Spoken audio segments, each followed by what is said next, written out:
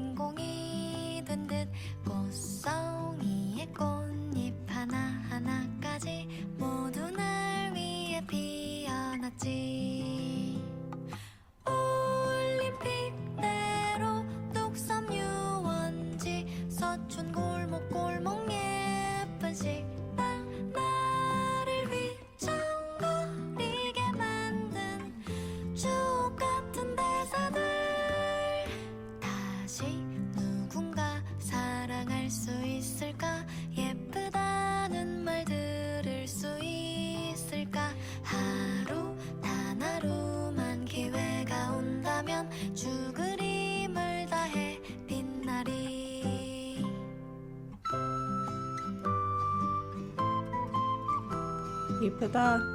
There you go, someone said it.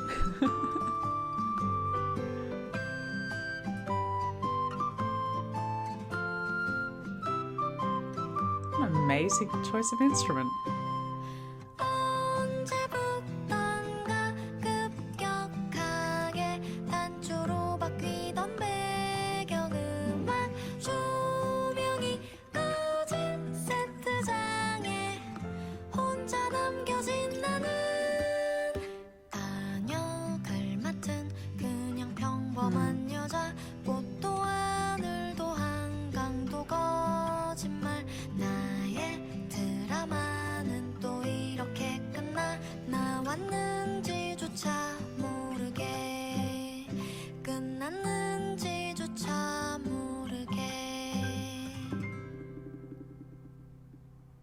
Oh my goodness. What a twist. Which, by the way, is just so enjoyable, how clever to reflect how a drama is written by writing the song with a twist in it. All dramas, as we know, because of course we are watching Hotel de Luna together over on Patreon, but if you're familiar with literally any show ever, you'll know that the arc of any kind of storytelling is set up, some sort of call to action, which is the point of the story. Then we have a fun and games section, whatever's going on there. And then the dark night of the soul, where everything goes terribly wrong. And then a resolve at the end. And that song that uses the metaphor as a drama to describe what it's like to be in love and suddenly feel like you're the main character because everything's wonderful while you're in love, and then have it turned on its head and suddenly nothing is important, including you, moves in the same way that writing a drama does. The drama was a drama. The drama was a drama. What an image. And again, as we talk about so often with IU, how she sneaks certain messages, even melancholy messages, into what sounds like a happy tune. I mean, she recognizes it in the lyrics themselves, saying the music turns to minor, and of course the minor key has a melancholic tone to it. If you ever want something to sound sad, you put it in the minor key.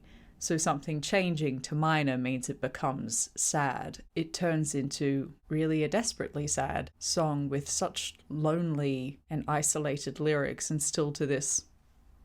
Which of course is wonderful because this tune, in the first half where everything's great, goes with the fact that everything's great. But then in the second half where everything's awful for her, but we're still all going like this, is again a reflection of you don't even know the drama's out, you don't know the drama's finished. Because we're going blithely on as she's left alone and isolated, which is what the lyrics is saying. Everyone else will carry on and I'm just left alone. And we do, because we're going like this to the music.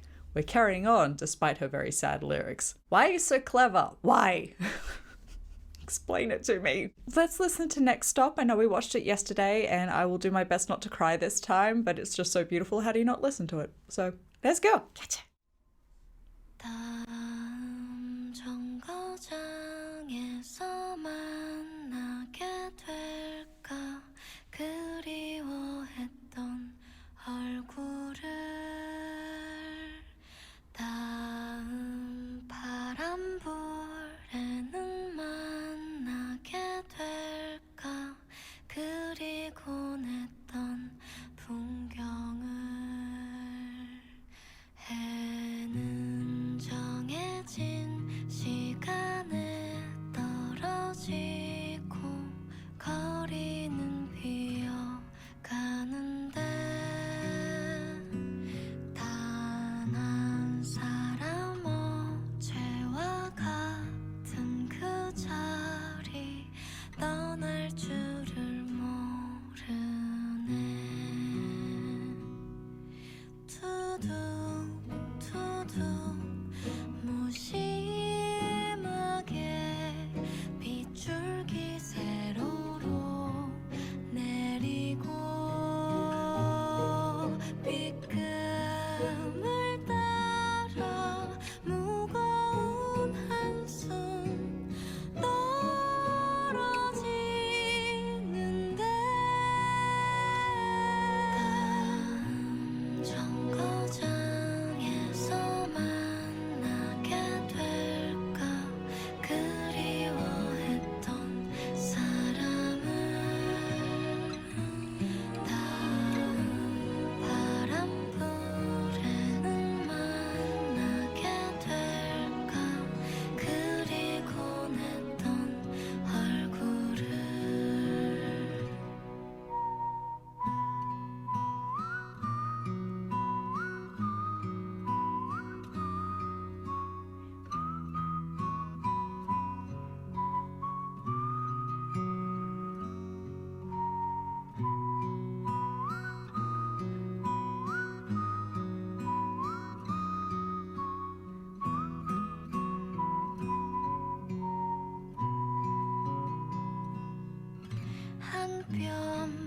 한 뼘 머리 위로 꽃노을 발갛게 번지고 황혼을 따라 춤추는 그늘 길어지는데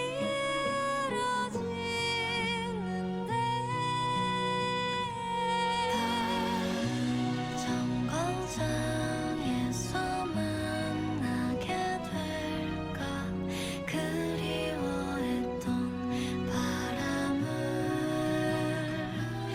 다음 바람불에는 만나게 될까 그리곤 했던 기억을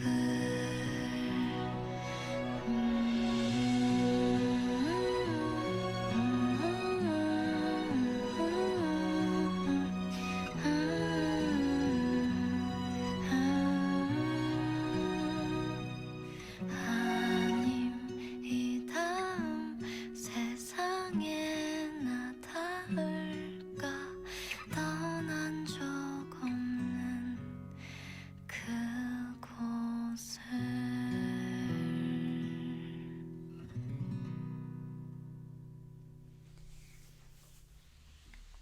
Couple of things that I didn't pick up on yesterday. Of course, the person who's stuck at the station who can't move is her.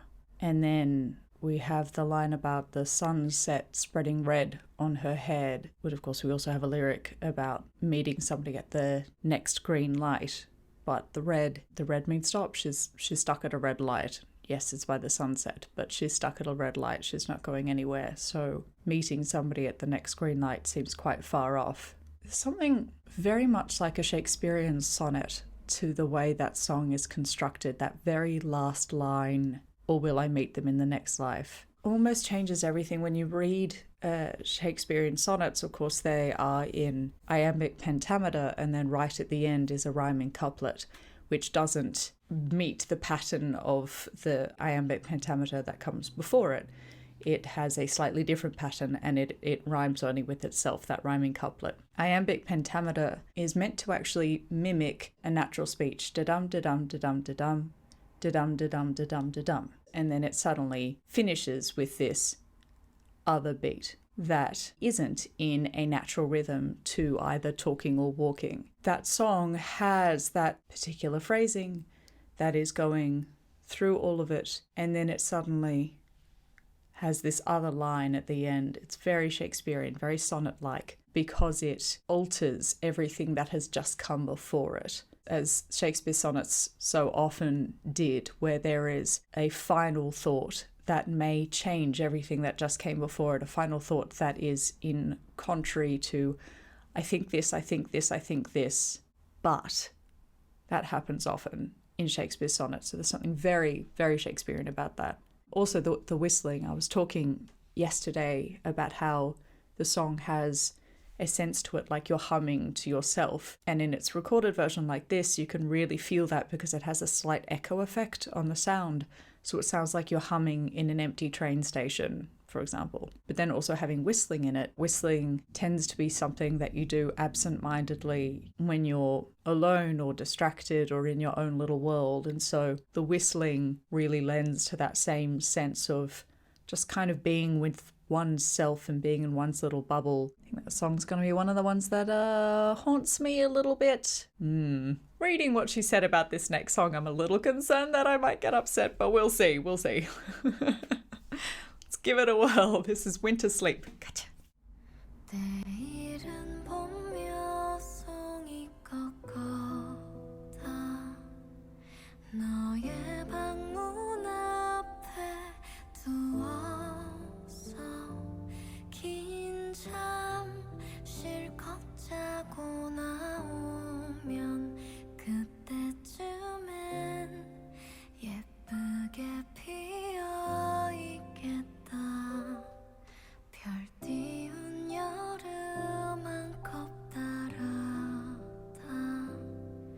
너의 머리맡에 두었어 금세 다 녹아버릴 텐데 너는 아직 혼자 쉬고 싶은가 봐 너 없이 보는 첫 봄이 여름이 괜히 왜 이렇게 예쁘니 다가기 전에 널 보여줘야 하는데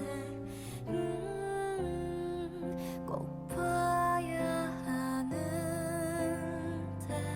내게 기대어 조각 잠을 자던 그 모습 그대로 잠들었구나 무슨 꿈을 꾸니 깨어나면 이야기해줄 거지 언제나의 아침처럼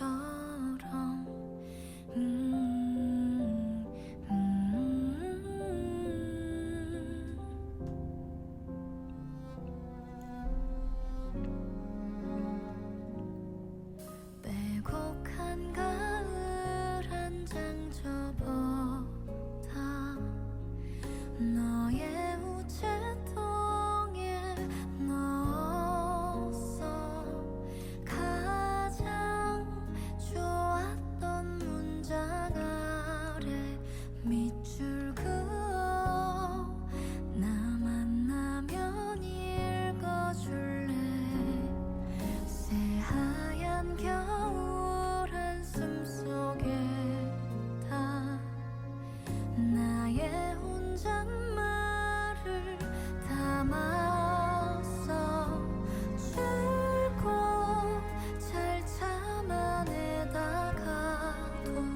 가끔은 철없이 보고 싶어 새삼 차가운 연말의 공기가 뼈 틈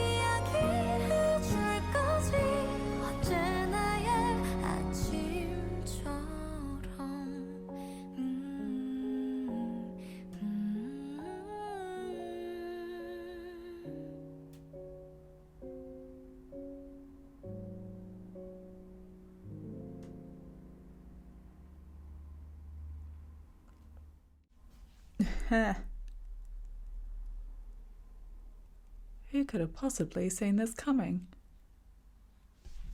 Well, mentioning Shakespeare was prophetic, wasn't it? The mention of the soliloquy in there.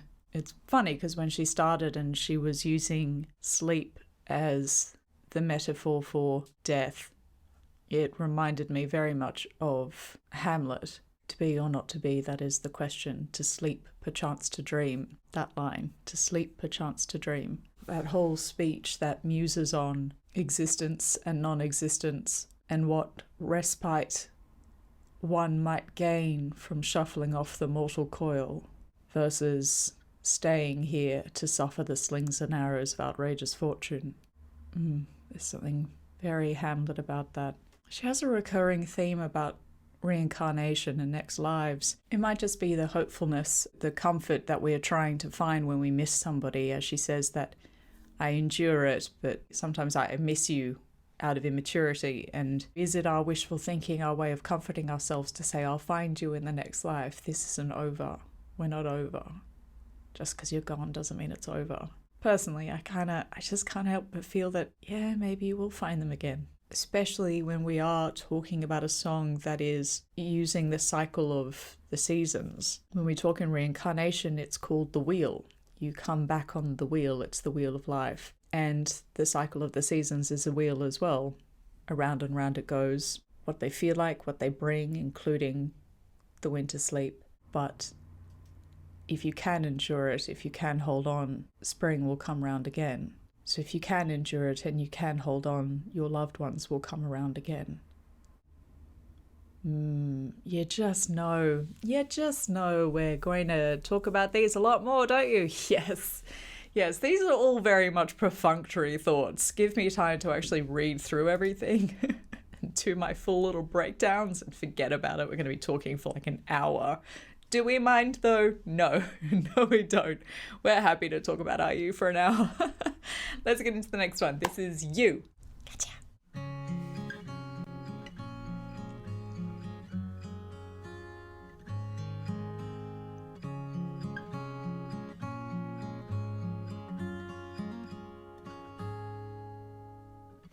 아득히 떨어진 곳에서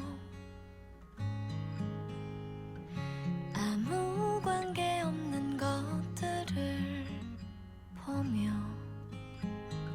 조금 쓸쓸한 기분으로 나는 너를 보고픈 너를 떠올린다.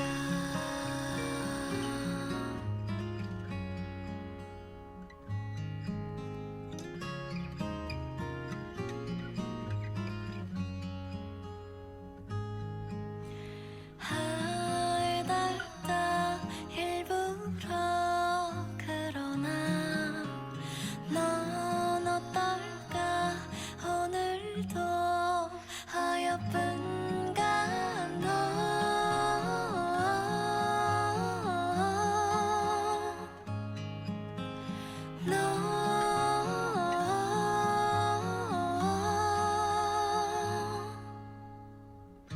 어딘가 너 있는 곳에도 여기와 똑같은 하늘이 드나 문득 걸음이 멈춰지면 그러면 너도 잠시 나를 떠올려주라.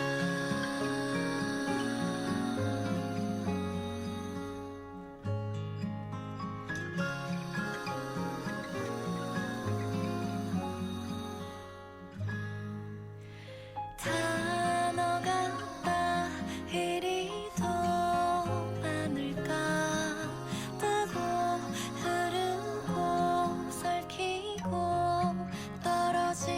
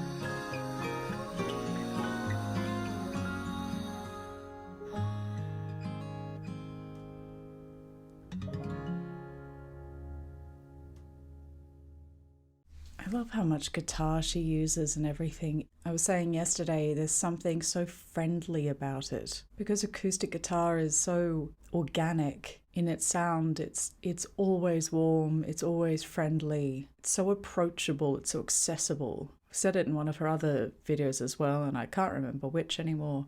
But there's something about guitar that even if we've never touched a guitar before, there's a feeling we all have that it's the kind of instrument you could pick up and start playing. So accompanying a song like that, this lovely ode to somebody you miss, but you will see again, has that immediacy to it where it could be us singing that song to somebody that we miss, because we could pick up the guitar and off we go, because that's the sense an acoustic guitar gives. It makes it so personal. Having that as the key instrument makes it really accessible was the right word. I don't need to think of another word. Accessible, it makes it accessible. We're about to hit the last one, and I gotta say, these were written at all different ages, but if she hadn't told me that, you wouldn't know. She's just always had this incredible maturity to her writing, hasn't she? She's just clever, and always was. Clever lyricist, clever composer, mature, sensitive, emotionally intelligent. I mean, some of these she wrote when she was like 20. What?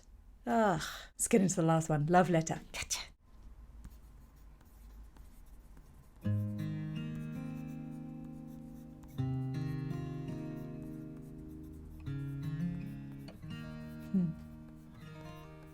That's nice. 골목길 머뭇하던 저 단령을 기억하오. 그날의 끄덕임을 난 잊을 수 없다오. 길가에 내린 새벽 그 고요를 기억하오. 그날의 5시를 난 잊을 수 없다오. 반듯하게 내린 기다란 속눈썹 아래 몹시도 사랑이 적어둔 글씨들에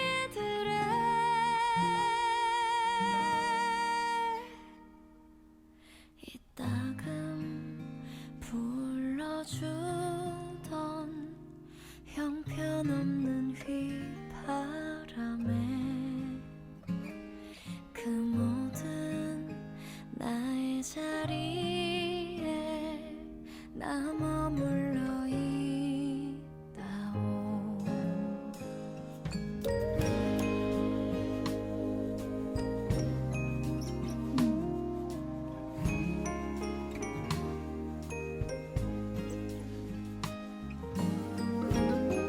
Is that Glockenspiel?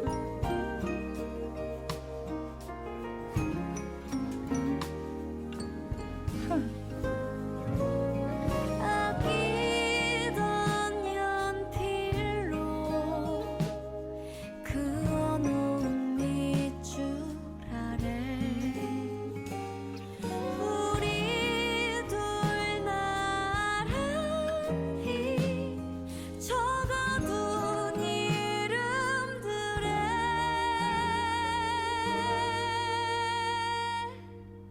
무심한 걱정으로 묶어주던 신발끈에 그 모든 나의 자리에 나 머물러 있다오. 좋아하던 봄 노래와 내리는 눈송이에도 어디보다 그대 안에 나 머물러 있다오.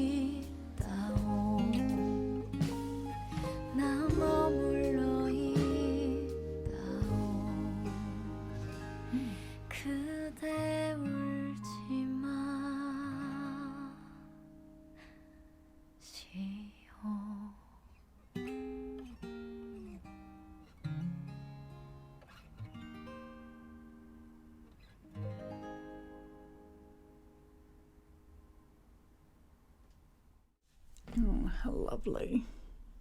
That last one reminded me, there's a poem by that prolific writer, Anonymous, called Do Not Stand at My Grave and Weep.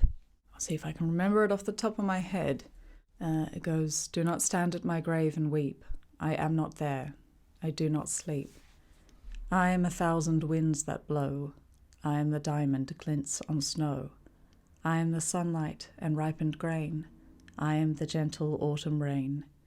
When you wake in the morning hush, I am the swift upflinging rush of quiet birds in circling flight. I am the soft starshine at night. Do not stand at my grave and cry. I am not there. I did not die. That kind of living memory feeling that, and as we've spoken about with other songs on this album, that those who are gone are never really gone. And they live inside our memory and all of the treasured moments, the terrible whistling and the songs that they liked. And they're not what lies in the grave or in the urn. They are in everything else. And the same thing goes even just from people who are missing from us. Over these last 2 years, every one of us has been bereft of the people we love most. We can't see everybody, which reminds us that it's not about constantly having somebody right here that makes them special or makes your friendship, your loving relationship with somebody is all of it. It's your experiences, it's songs that you share, it's your memories. So even if it's not about the dearly departed, simply about people that we miss or we don't always get to see, maybe it's our idols while they're on hiatus, that their absence doesn't actually make them absent from us, that they exist still in music or whatever it is that you share with that person. Oh, there's so much.